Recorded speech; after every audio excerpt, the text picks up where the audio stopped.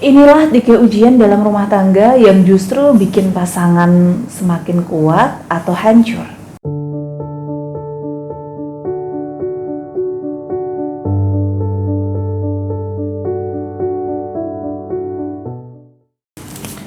Bismillahirrahmanirrahim. Assalamualaikum warahmatullahi wabarakatuh. Alhamdulillah, senang sekali bisa bertemu kembali dengan saudaraku sholih-sholihah semuanya yang dirahmati Allah Subhanahu wa Ta'ala di channel YouTube Mbak Nur Pakar Kesuksesan. Karena kesuksesan bukan sekedar hanya seberapa kaya kamu, tapi semampu apa kamu membebaskan dirimu dari beban yang selama ini menggelayuti pundak. Teman-teman, saudaraku semuanya, saya doakan semoga kamu diberikan segala bentuk kemudahan, kesuksesan, kekayaan, kemuliaan, dan kesehatan dari Allah Subhanahu wa Ta'ala. Amin, amin, Allahumma amin.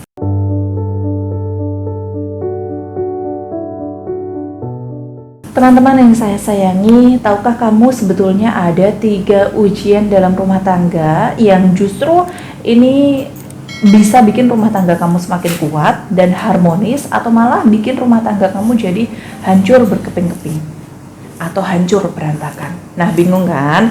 Kok bisa sih? Maksudnya dari perbuatan ini tuh ada 2 hal yang beda gitu akibatnya. Jadi penasaran nih, apa sih 3 ujian dalam rumah tangga itu? Yang pertama, ujian ekonomi secara finansial ya. Ujian secara finansial atau ujian ekonomi. Ujian ini tidak hanya yang berupa kekurangan dalam hal finansial, tapi juga memiliki kekayaan berlimpah gitu. Itu juga termasuk ujian dari Allah.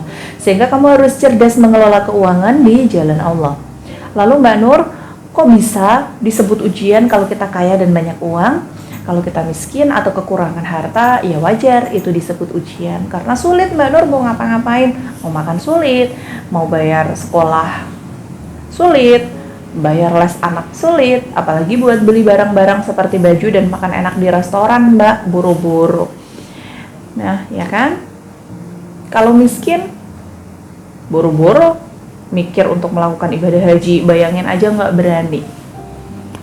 Nah, biasanya ada tuh ya orang yang bilang seperti ini. Jadi gini, kenapa diberikan kekayaan juga bagian dari ujian? Karena Allah mau lihat bagaimana sih kamu, atau sebisa apa sih kamu mengelola harta benda yang dititipkan Allah kepadamu sebanyak ini.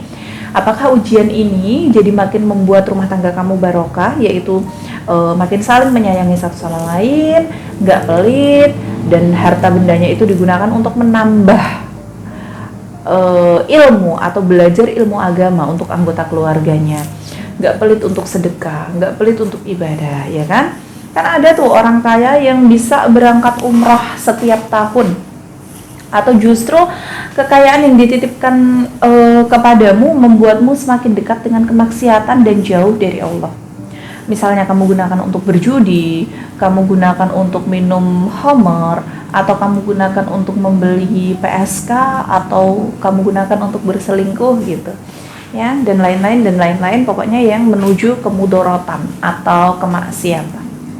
Nah, jika kamu gunakan untuk hal-hal yang seperti itu, jelas rumah tanggamu akan hancur berantakan. Itulah mengapa ini disebut ujian secara finansial atau ujian ekonomi. Nah, yang kedua adalah ego. Ego dari masing-masing pasangan harus bisa dikendalikan setelah menikah. Semakin baik kamu mengendalikan ego kamu, ego kalian berdua, insya Allah rumah tangga kalian akan semakin harmonis. Ego dalam rumah tangga itu apa sih Mbak Nur? Ego dalam rumah tangga itu ketika kamu tidak bisa menghargai pasangan, bisa dalam hal-hal kecil, misalnya kamu tidak suka rasa makanan yang dibuat oleh istri kamu. Jika kamu mengedepankan ego, kamu pasti langsung tidak mau memakannya atau membuangnya gitu aja. Tapi kalau kamu menghargai pasanganmu, kamu akan mengatakan padanya dengan sangat baik supaya tidak membuat hatinya tersakiti atau tidak membuat hatinya terluka. Misalnya, sayang, sebetulnya masakan kamu enak, hanya saja kurang titik-titik, atau kurang garam, atau terlalu banyak garam. Katakan saja sejujurnya. Jangan langsung tidak mau makan atau membuang makanannya. Atau biasanya egonya istri itu terletak pada nafkah. Misalnya, kamu diberi nafkah yang lebih sedikit dari biasanya, kamu langsung ngomel-ngomel, kamu langsung marah-marah. Nah, itu namanya kamu sedang mengedepankan ego. Tapi kalau kamu menghargainya, meskipun kamu ragu itu cukup atau tidak saat itu, kamu akan bilang, alhamdulillah, semoga dimampukan oleh Allah untuk mencukupi rizki ini ya, untuk mencukupi kebutuhan kita, dan insya Allah kedepannya akan diberikan jauh lebih banyak. Begitu seharusnya. Syukur dulu. Jadi itulah mengapa ego bisa dikatakan sebagai salah satu dari 3 ujian dalam kehidupan rumah tangga yang bisa membuat kehidupan rumah tangga kamu bisa jadi harmonis atau justru malah makin berantakan. Yang ketiga atau yang terakhir, orang ketiga. Orang ketiga ini tidak hanya wanita simpanan, bisa jadi mertua, kerabat, tetangga, atau saudara sendiri. Nah, orang ketiga ini bisa menjadi penguat atau justru penghancur rumah tangga kamu. Kok bisa sih keluarga, kerabat, atau mertua jadi ujian, Mbak Nur?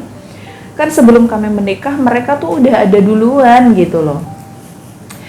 Halah, kayak nggak tahu aja. Kan banyak orang yang cerai karena permasalahannya dengan mertua atau karena permasalahannya dengan ipar.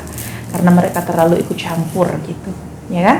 Jadi untuk itu bangunlah hubungan yang baik dengan kerabat atau keluarga pasangan. Jadi itulah teman-teman ya, ujian-ujian atau 3 ujian yang sering kali terjadi. Hasilnya baik atau buruk tergantung bagaimana kamu menghadapi ujian ini. Nah, agar kamu tidak salah arah, maka dekatkanlah diri kamu kepada Allah Subhanahu wa taala. Salah satu caranya yaitu dengan ikhtiar wirid agar rumah tangga kamu bisa sanggup diberikan kekuatan untuk melewati ujian-ujian yang diberikan. Nah, biasanya saya menyarankan untuk menggunakan tasbih ar-ruqyah. Tasbih ar-ruqyah ini juga bisa membantu mempercepat proses penjualan rumah atau tanah atau sawah. Bisa juga membantumu agar lebih mudah membuka pintu rezeki dari segala arah. Insya Allah, amin. Sekian perjumpaan kita hari ini. Mohon maaf apabila ada salah kata dan perbuatan. Saya Mak Nur, mari bersama sukses dan berkah di jalan Allah. Akhirul kalam, wabillahi taufiq wal hidayah, waridha wal inayah. Wassalamualaikum warahmatullahi wabarakatuh.